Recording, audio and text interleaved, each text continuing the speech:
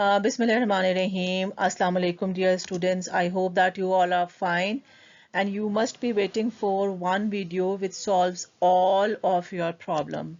So here comes this video which is actually going to tell you how to attempt comprehension paper and how to particularly attempt question number 1, which is called comprehension for 16 marks. I know that this new syllabus has posed a great difficulty for the students, but don't worry, stay tuned to my channel, keep on watching my video, and I will try covering all the areas which are causing difficulty to my dear students. Now, we know that paper 1 is a reading paper and it is actually a written paper. The duration of this paper is 2 hours and the total marks for this paper are 50. Now, section A is comprehension and use of language for 24 marks. That is, section A contains only 2 questions.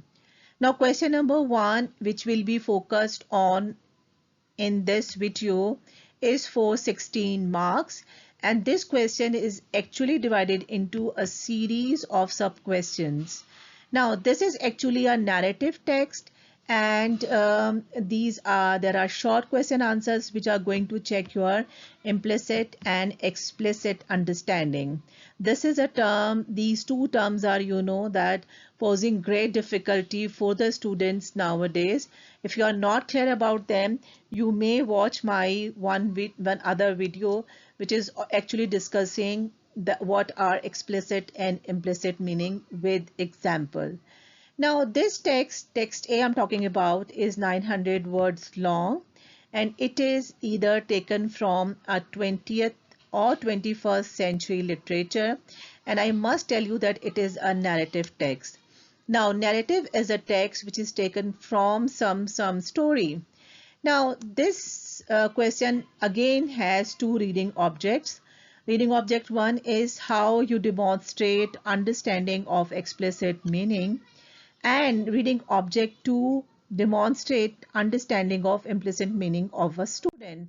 So actually you have to show that as a student you are expected to demonstrate understanding of explicit and implicit meaning, and you are also supposed to show that how you analyze, evaluate and develop facts. After reading the text, after probing into it, you may find out some facts, ideas and opinion, and using these things how you will be able to select and use information for some specific purpose, how you will be able to extract the information from the text and then reshape it, mold it according to your question, and then organize your ideas and your structure, and then you can produce a successful response to the question asked. Definitely that question should be grammatically correct here. Your spellings, your punctuations and grammars may be penalized. Now here is the text which is called passage A, and you know that this big text has been divided into different paragraphs, and there are number of lines as well given so that you can exactly reach to that particular part of the text where the question is set. Then you must see one more thing, that this text has a little introduction given in the beginning. Since it is too small, I can't read it, but I may tell you that this is quite important. You must not ignore it when you are reading this text, because this provides you a very quick information of the text and where the text is right now. So this text talks about a mountaineer who has had a long fall, and now he is somewhere in between and he is trying to locate his position and is trying to find some way to his safety. Okay. Now the other thing is that some of the experts are of the view that you should read the whole text before going to the question part. This may go good for some of the students, but according to me it consumes a lot of time, because retaining the information of this 900 words long text is not possible. Then what should you do? I suggest that rather than reading the whole text in one go, you should read only the question and the selected part for its answer. In this way, gradually you will read the whole paragraph. Definitely, you will not skip it. You will read each and every line very carefully so that you can get the whole idea of the text. But in this way, you will be able to focus more on that particular part and select that question. Okay, let's try this thing. Before going on to the text, here is the first question. Let's read this question together and let's try finding its answer from this particular part. So the question 1 says that what is the softening heap of the white mess? Now so far I don't know that what is the text about. I have this slightest information about the text which is given on the top line, that it is some mountaineer who has had a long fall. Definitely it will be some that icy land where it has fallen. So for the answer I have to go on line number 1 and 3. So let's see it, line number 1 till 3. So these are my selective line which I have to see for finding my answer. I will read it carefully, and if I don't understand it as a student, I should read it twice or thrice so that I may pick up that particular thing, shape it, and then produce my answer. So at the end of the slope, the man fell 1,000 feet and came down in the midst of a cloud of snow upon a snow slope even steeper than the one above. So when we read this line, now we have to see that what is that softening heap of the white mass. So if we just revise these line, because if I read it twice and thrice and then I just show my pondering on it, it will take a lot of time, and definitely we don't have this long stamina to read to watch these long videos. So by reading it and by that using my common sense, I have come to this point that what is my question word. I have to focus on this thing. So that softening heap of the white mass is just only snow. Only snow. Okay, so my answer should be only this one word, snow, because my question is 1 mark. I don't need to give a lot of detail here. And let's look at the answer in the mark scheme. So here is the answer, only one word, snow. Now here a lot of questions are there in your mind because you are used to write long answers. I must tell you, the shorter the answer, the most precise is the information, the better it is to get marks. So you should make your answers shorter, you should make your answers precise, and definitely they should be grammatically correct. Okay, so you should revise your answer before writing it, and if you think that you want to give it another thought, you may note it down in pencil, and then for the final draft you may do it in ink.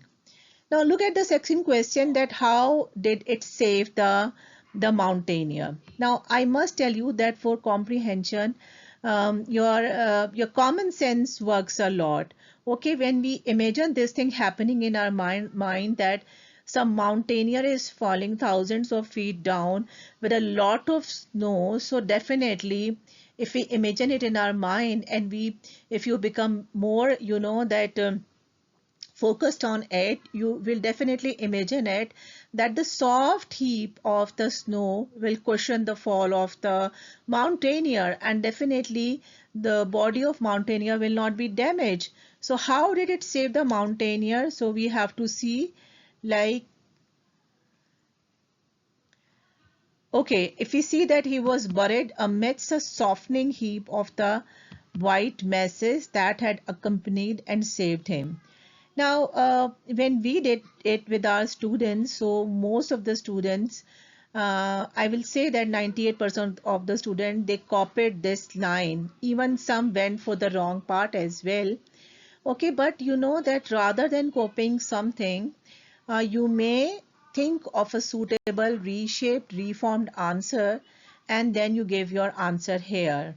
I must tell you one thing, that copying for this answer, because it is an explicit answer, is quite fine. But having a habit of forming your answers will definitely help you in the long run. So look at the answer given in the mark scheme, that it supported him like a cushion when he fell almost 1,000 feet. The snow softened his fall and he did not get any serious injury. So for 1 mark out of 2, whatever reason you give which has the same idea will be accepted. Now, if you go on the next line, so you have to tell that, explain in your own words why the writer means by he explored his limbs. Now, it is actually an implicit answer, and there are a lot of questions where a line is given from the text and then you have to give the answer. So I suggest my student that focus on that particular selection from the text and then see that what is the question word. The question word is what. Okay, that what writer means when he says that he explored his limbs. Now, with this questions discussion, let's go on that line. So we see that the same line is given here. He explored his limbs, and the rest of the information, he discovered that several of his buttons were gone. So definitely this could not be some answer for this part. So because the key word here is limbs, and we know that limbs are actually the arms and legs, and exploring his arms and legs means that he is actually checking for any serious damage, some bone breaking or any serious wound. Definitely it cannot mean this thing that he was looking for his knife or his hat or anything. So this is again a very careful answer because the next question focuses on the next information given in this passage.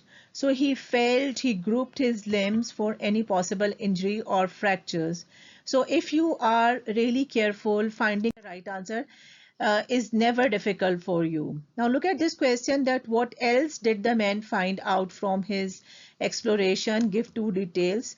So this is just, we have read that he found that his knife had gone, and his hat was also lost, and that several of his buttons were gone. So out of these 3, any 2 information can be given because it is actually a 2 marks question.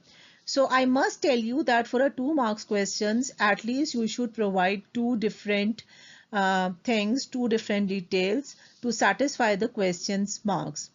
Okay, this is another often asked question, that for 2 marks question or for 3 marks questions, can we give answer in the bullet form? Yes. Yes, it's quite fine. It's quite acceptable if you give your answers in the bullet form. And if we look at the mark scheme, let's have a look on the mark scheme. So you will find out that they often give the answers in the bullet form. So for this answer, he discovered that several of his buttons were gone. His knife was gone from his pocket, and he also had lost his head. But even if you give 2 details, your answer is quite acceptable and you can get full marks. But you should be really careful about the use of punctuation, about the capitalization, and you know that other grammar mistakes which you might make, because this question is in past tense, so you must answer your question in past tense. Now let's move to the next question. Explain why the slope was now practicable. Give 2 reasons. Now here the word given is practicable. Slope is practicable means that it is manageable. Definitely when we have read the other part as well, which I have skipped for this video so that it doesn't go too long, we will find out that now the mountaineer is trying to reach to the lower and some safer part of it. Okay, so practicable means that the slope is now manageable, that he is now able to move. If you just imagine that it's night time and somebody is trying to find a safer place to rest, or some life there, so definitely what can help him? Okay, I mean, I haven't gone to the text yet. The text is in front of it and you may read it yourself and you may find out, but I am talking about your logic. So logical inferences, that you know that at such part, in such difficulties, definitely If something is, you know, that at the lower side, that is easy to be reached, and above it at night, the greatest difficulty is the visibility. If it is dark, you're unable to see anything, you cannot descend down. So if something is lit, something is visible because of definitely moon's light, that can be easily manageable. So I must say that you don't be hasty in giving the answer.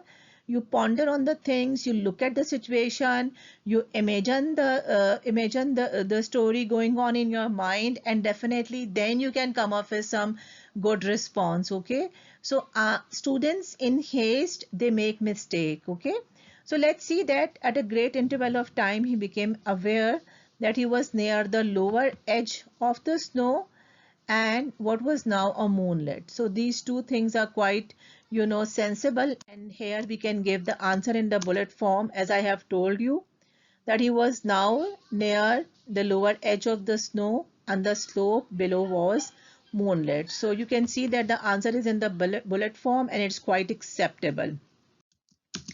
Okay, now let's look at the next question. Why do you think the mountaineer was surprised to be awakened by the singing of the bird? Okay, before going on to the passage and before going on to the mark scheme, I will again ask you to imagine the situation that by now you must have, you know, that known it clearly that the mountaineer is moving down in between the mountain. There is a valley where he is trying to reach. Okay, and you know that the valley is never a barren place, okay? It's never devoid of life. There is always life. So if you say that the birds are present there, so he was surprised, it's not a sensible answer, okay? So the life is always there in the valley. Then what else is the reason that he was, you know, that he was really surprised at? So let's see. We have to see the answer in line number 30 and 31. He was awakened to his surprise by the singing of the bird in the trees far below. So he realized that where is he right now, which is already 1,000 feet below, there is an area which is even deeper than this. So he was quite surprised that that the birds were coming from far below area. Okay, so they were singing far below means that there is land even deeper than where he is right now. So I must tell you that comprehension is not only quickly reading and quickly forming the answer. No, you have to imagine the things, you have to see the things, you have to read the question, you have to read in between the lines so that you can see that what is the answer. Okay, now in line number 45, the man thinks he is finding his way to safety. Which single word hints that maybe he is mistaken? Now again, for this part of the question, when it is clearly stated that you have to give a single word, you should give a single word. I mean, writing a whole line, writing a phrase will definitely be showing that you have been unable to understand the question. So you must provide a single word to satisfy this question. Otherwise, the examiner is going to take an idea that you were really unable to understand the question. So you have to show that you understand the question and accordingly you can respond. So if we look at line number 45 to 46, yes, here it is. At time, his progress was like clambering along the face of the wall. And after a time, the rising sun. So here you know that the word which is the most difficult, which perhaps most of us may not know, is clambering. Okay, so clambering means that moving with difficulty.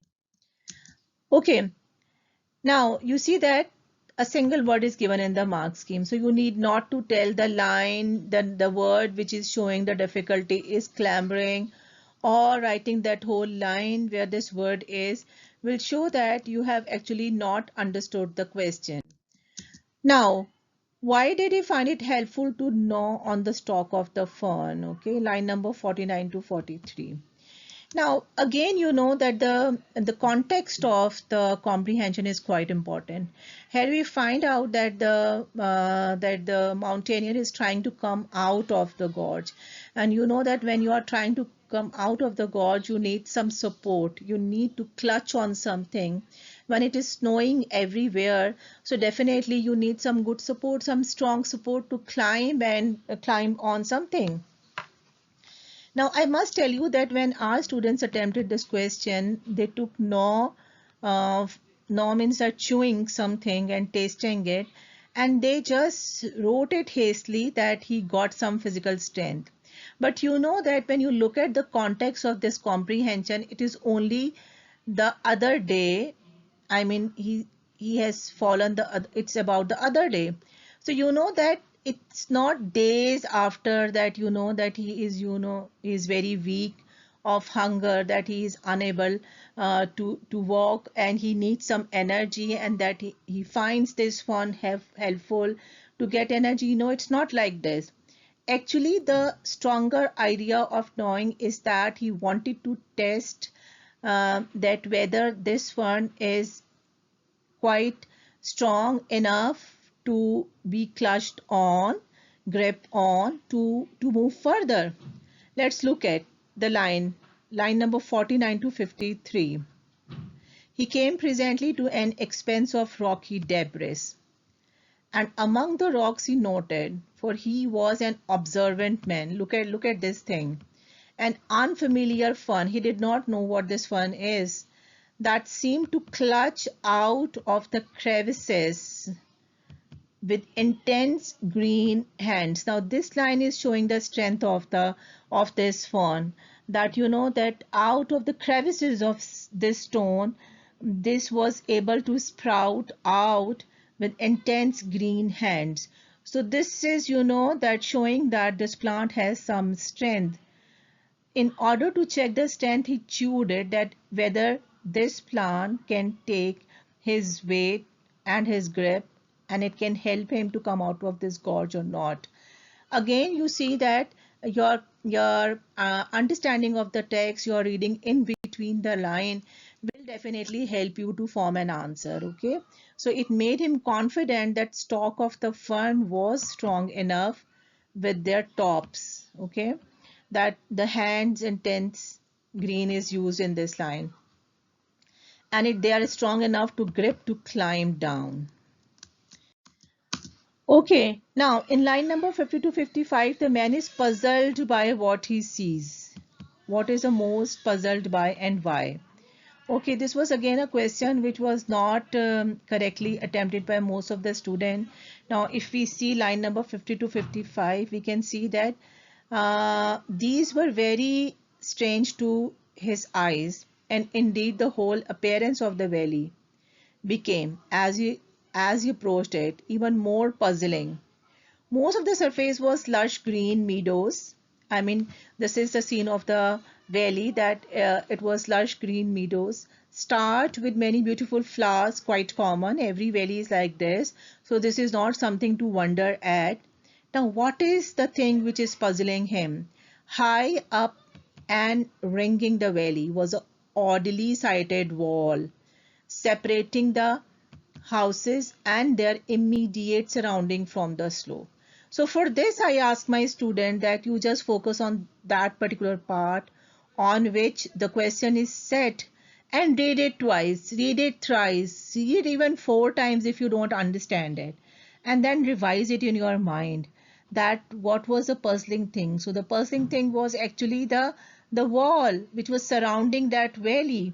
Okay, and it is separating it from the other surrounding, not the green meadows, not the flowers. So the puzzling thing was actually that wall. Okay, now what persuaded the man to make the inhabitants of the valley aware of him, that gradually when he reached closer to the valley, he found people there. So what was the persuading thing? Let's see. That they looked so reassuringly prosperous, respectable. Okay, that he thought of, you know, that he thought of uh, gaining their attention, he thought of calling to them.